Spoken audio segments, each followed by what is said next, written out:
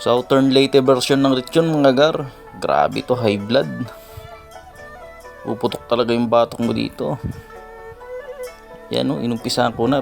Pinitas-pitas ko na yung balat. Yan, nalaglag pa. Quality talaga, hanggang sa loob ng laman nanunot yung lasa mga gar.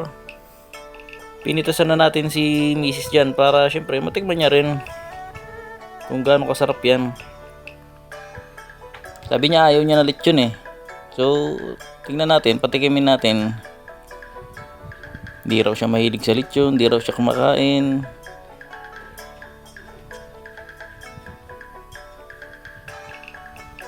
So tingnan natin kung anong magiging reaction niya sa lasa nito.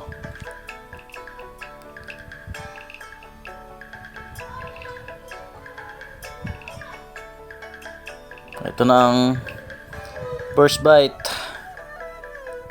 sa lechon.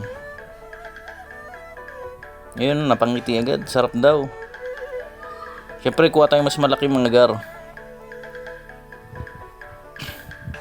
Napakalaking tipak ng balat niyan.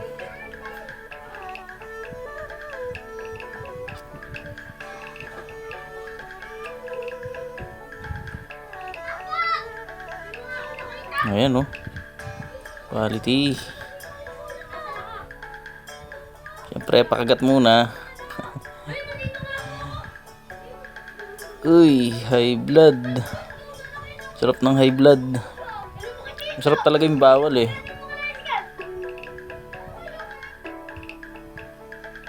Hindi raw siya mahilig sa lechon, pero yan oh, sarap na sarap. Napapangiti pa yan.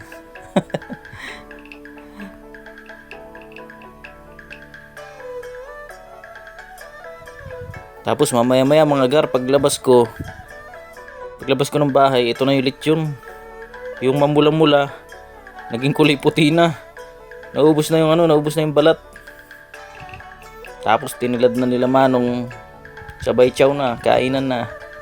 So ito na pala yung pinakahanda ngayong piyesta. Yan o, grabe. Ang sarap na, napakasarap ng lechon nila dito mga gar. Solid. Sarap gar.